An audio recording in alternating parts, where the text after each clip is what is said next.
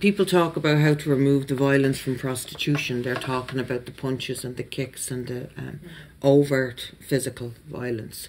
But the reality is that you cannot remove violence from prostitution, because prostitution is violence.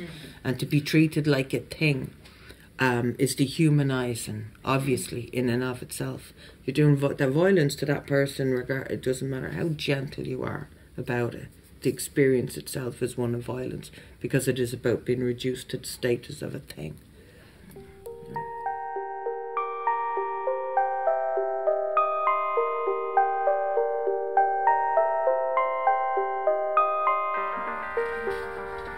Thank you for coming this evening, Rachel. We're delighted to have you in Lyon. We're delighted to have you in France. Could you tell us a little bit about your book, 𝐿'𝐸𝑛𝑓𝑒𝑟 de classe? I will. And thank you, everybody, for coming along, taking time out of your evening to come here and listen to me. I do appreciate it. I'm enjoying myself here in France, I have to say. It's a legendary country for its great beauty, and I'm seeing a lot of that, so it's very enjoyable. The original English language version of Paid For was published in April of 2013, so that's over 8 years now, so it's not a new book. Every year or two it pops up in another country. A friend of mine said to me about 9 or 10 years ago, you're going to be dealing with this in 5 years. You know, she never said you're going to be dealing with it in 10. It felt like 5 years seemed like a very long time to be still involved with a book after its publication. But yeah, it's slowly moving around the world. It's been published in 15 countries altogether, most of them English speaking, but it's also gone out in the German speaking countries and in Italian and Korean and now French. So this, of course, has brought me all over the world alongside of the work I do with the organisation that I head up, Space International, and we've just travelled all over the place relentlessly for a long time now. And what I noticed is that no matter where we are in the world, it doesn't matter whether you're, you know, you could be in Australia, you could be in Eastern Europe, you could be in America. What I'm seeing is the same pattern everywhere. And it is what I would have predicted, actually, before I began travelling. And it's extraordinary to see. I've never seen a different pattern, and I never expect to. The pattern that's always been the same everywhere is the vulnerabilities of the most vulnerable women exploited. Whether those vulnerabilities are social in all the different ways that they manifest themselves. That's some hell of a noisy phone. I thought it was my phone for a minute there. I was wondering what was it, what was happening. Yeah, it's whether you're talking about, you know, young, impoverished black women in the United States, or whether you're talking about women from my own disadvantaged working class communities in Ireland, or migrant women all across Europe. The pattern is always the same, in that it's the vulnerabilities, the social vulnerabilities of women that are exploited. And I think that that's something that's very important to just pay attention to. It's exactly the same here in France. I'm seeing exactly the same thing here that I see everywhere. And I think that when you have a pattern like that, it's impossible not to understand that what we're dealing with here is, in its essence, wholly negative. You know, positive things don't exploit the most vulnerable. You know, we're at a strange place in the world now, I feel, where reality itself is being pulled inside out and served up to us in its opposite, and we're expected to believe that, you know, and I'm not prepared to believe any of that, and I hope that neither are you. And Rachel, could you maybe tell us a little bit about your life growing up in Dublin and what led you to fall into prostitution? Well, we moved home when I was a little girl of about 4.5 or 5. It was in the early 80s. And we went from the flats in town where we had been living to a housing estate about 25 minutes walk away. And, you know, because there was a heroin epidemic ripping through the flats at that time, we'd call them the flats. People have different names, you know, around the world. In America, they'd be called ghettos. I'm not sure what the French term is. But you get the idea. It's low income, subsidised housing. And there was a really, really tough, bad, nasty heroin epidemic that went on for about 16, 17 years. And I was born into the midst of that. So I have to this day a natural fear of heroin. You know, it frightens me. I've smoked it a good number of times back in the 90s. But I would always approach it with great caution. You know, I never approached cocaine in that way, which is exactly how I became so badly addicted to coke. I wasn't afraid of it, unfortunately for me. But anyway, I'm skipping forward in time. My parents were both very mentally unwell. My dad was bipolar. My mother was paranoid schizophrenic. And my dad, although he had his mental health struggles, he was a lot more stable than my mother. They were very different illnesses, so of course they manifested in very different ways, but there was also a difference in terms of severity, you know. My dad had his good days and his bad days. I don't ever remember my mother having a good day, quite honestly. She'd have little flashes of lucidity that wouldn't last more than seconds. But all of that combined to create an environment, you know, the poverty, the addiction, the mental health illness, that was really like a hothouse. Our home was very much like a hothouse of psychological dramas, and they were absolutely ceaseless. Well, it was just the atmosphere, it was the environment. And sometimes well-intentioned people would try to kind of figure out what was going on. You could sense with the intention that they might intervene, but you know, there really was no way to intervene. You know, culturally, Ireland is a very different place now. It's evolving and at a very quick pace. But when I was growing up in the 70s and 80s, we had no idea how to deal with mental health issues as a nation.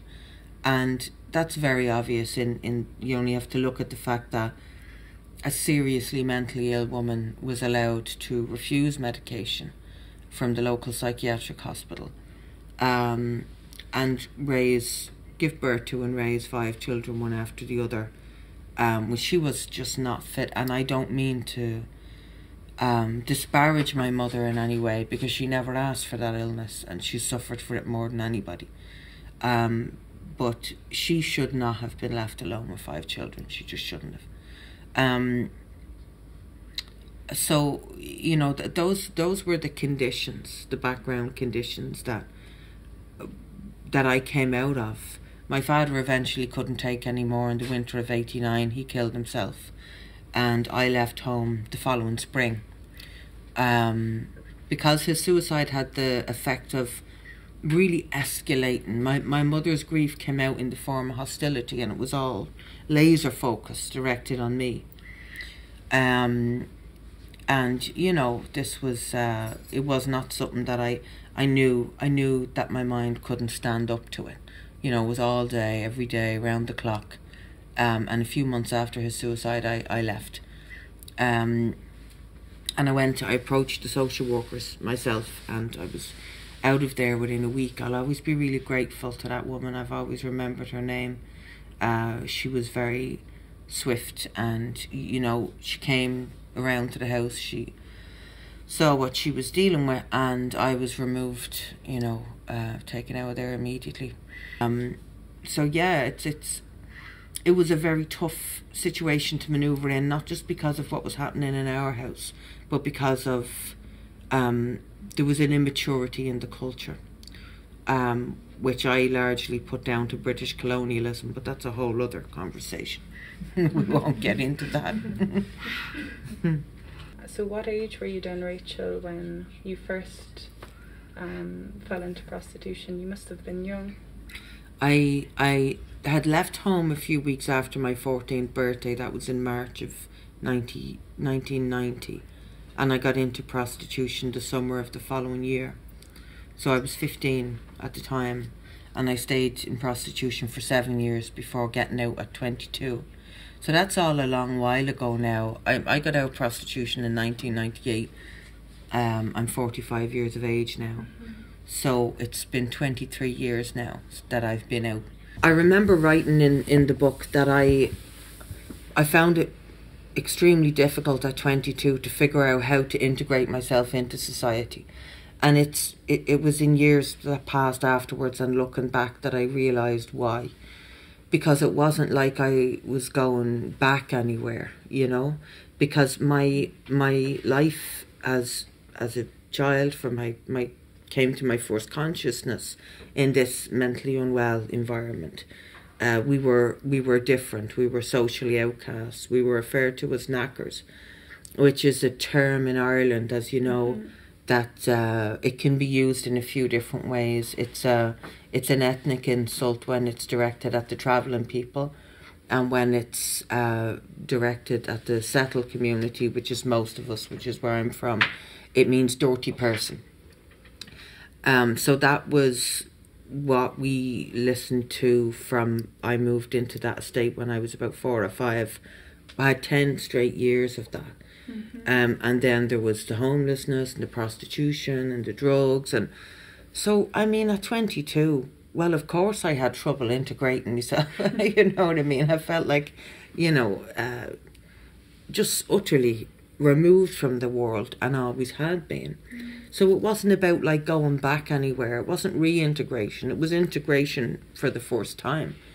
And that was hard, but I was very lucky, as I was explaining to the women I met earlier, that I was living in a country that had introduced pathways into third level education a few years before I got out of prostitution, so that then when I did, and I came to find out about all of this, I was able to move much more quickly than a lot of women would.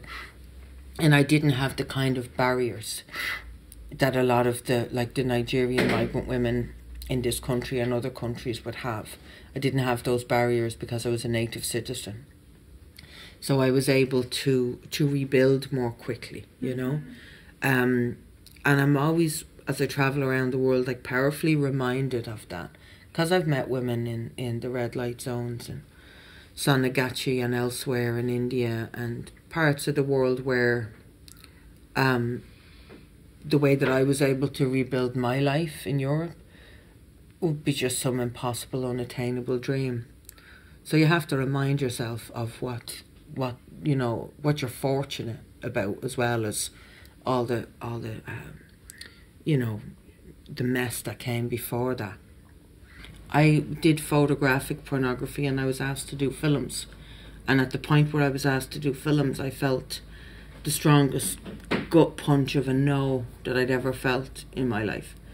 And I asked myself years later, why was it that, because I was a woman who was being used by several men every single day, you know, 5-6 days a week. And I eventually figured out for myself that it was the added layer, the significant layer of humiliation that was involved in the difference between being used for sexual pleasure and being used for sexual pleasure entwined with entertainment. That this, what was happening to me, was to be entertainment, you know, on top of the abuse, and that it was then, of course, also there'd be a record of it that existed forever. You know, I think that pornography is significantly psychologically more difficult for a woman to recover from, for both those reasons and probably more besides. Right. I don't buy the idea that they don't reflect. They reflect every time they keep their mouths shut about what they're doing. And here's something that I think is really important to notice. Any fool can see why a man doesn't tell his wife. We all know that.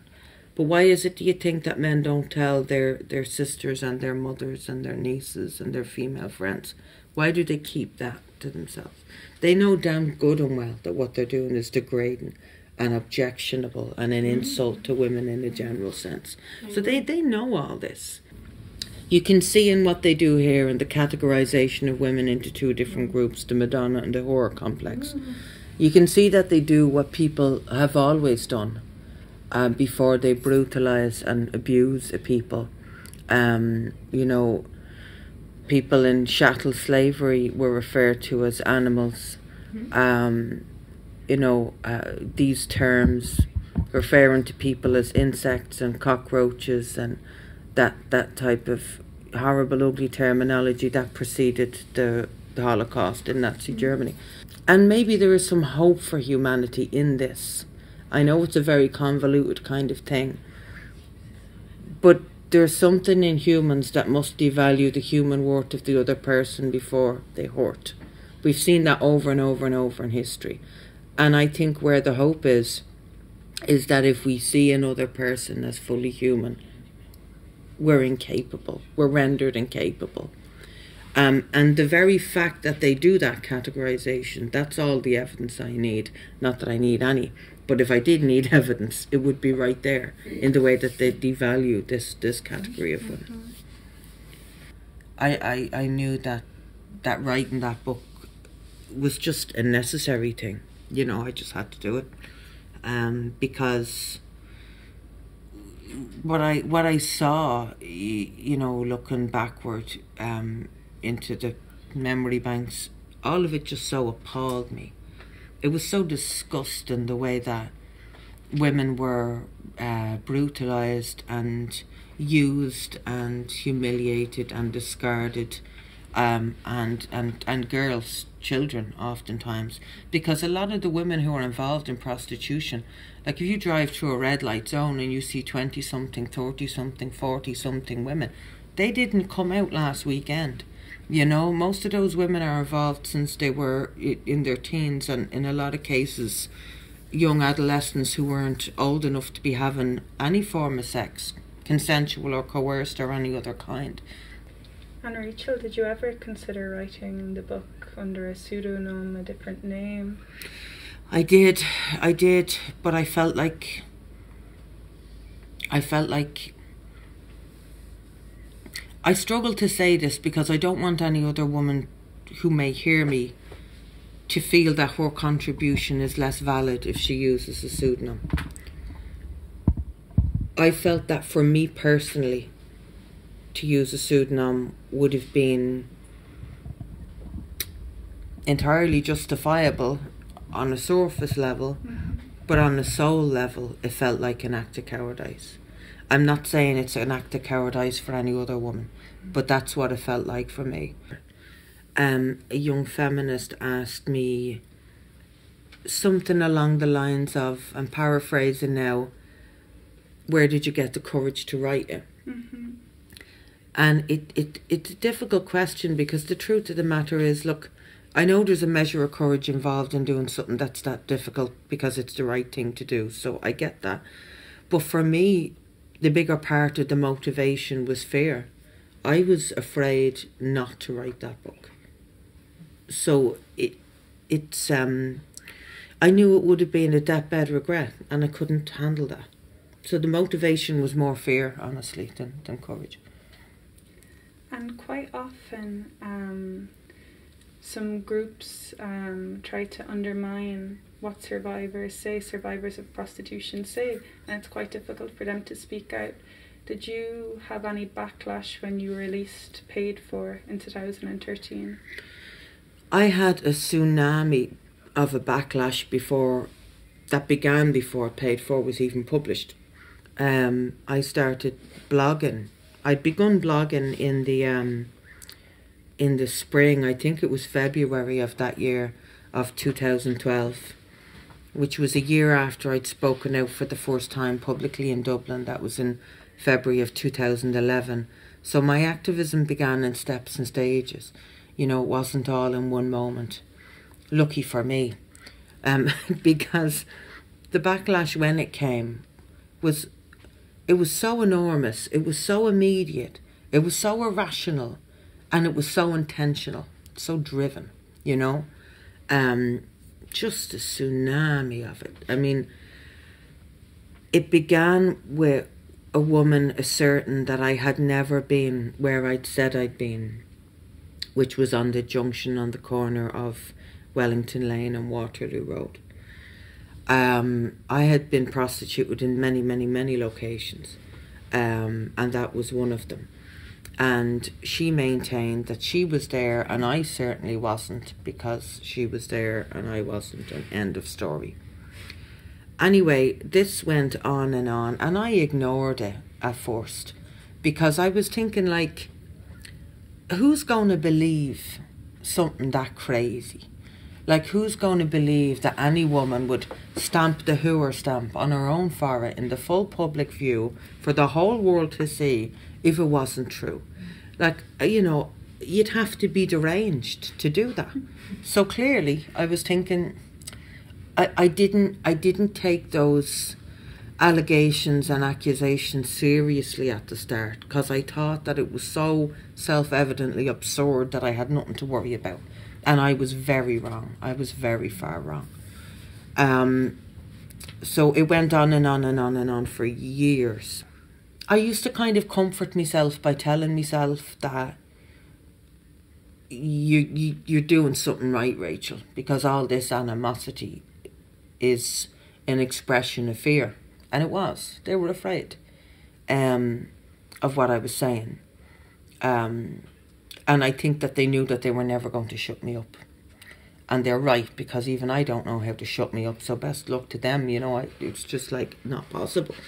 So, and if I could figure it out, I probably would shut up and live a peaceful life. But no, they knew I wasn't going to back down. And so then the tactic became to make me discredited, so that it didn't matter how much talking I was doing, because nobody would believe me. But anyway, I took a defamation case and I won the case, and that was November 2 years ago, at the tail end of like more than 8 years straight harassment. And the woman who started that whole rumour mill has been legally prevented from repeating that nonsense again. And you know what's been really strange is the way that the hundreds and hundreds and hundreds of people who were like a swarm of locusts, they all just dissipated after the judgment came out. Not one single apology, not one from anybody, not even a private direct message on Twitter, nothing, you know. And as a friend of mine pointed out to me only earlier on today, most of them knew they were repeating lies anyway. So why would they be apologising for having believed something that they never believed to begin with? And she's right, you know. Maybe it was a bit naive of me, but I just thought, I don't know, at least maybe one. But there wasn't even that much. And I apologise for getting emotional. Every publisher, and I'm sure Editions LIBRE will be spared this now, because this is the first translation since the legal judgment. But every other translator, every other editor all across the world who dealt with paid for got these emails. So did every publication that I ever wrote for, in magazine or newspaper form, in America, in Europe, and home in Ireland, in Britain, everywhere. And it never stopped. And what really surprised me about it was that a lot of these people, they were journalists, they were civil servants, they were published authors, they were, some of them involved in television and film. Like, they were people who had something to lose professionally in terms of their standing, or, you know, like hurling allegations around like that.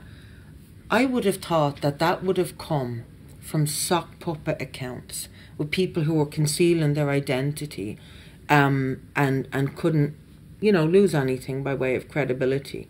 Well, I was wrong, because a lot of it came straight up from just the type of people I've described. And I just find it so incredible that they would do that. But yeah, the backlash it's intense and it's severe, and any woman who speaks the truth about prostitution in public better be ready for that, because she will be ripped apart. You have to know that that this is a strategical, tactical, fear-based reaction, you know, because that is what it is. And I'll tell you one thing, the only thing worse than going through that shit would have been not going through it, because if they hadn't have put me through that, well, then they're not afraid of my message. I would have been doing something very badly wrong had I not been attacked in that way and at that level, you know. So you can comfort yourself with that if you ever find yourself in the situation. The choice argument. Yeah. I've got to the point now where when women start this with me, I say, don't talk to me about choices before you talk to me about chances. What chances did she have, right? And what choices then was she choosing from? Because if she'd no chances, she'd no choices. You know, it's you've got to get it that way around.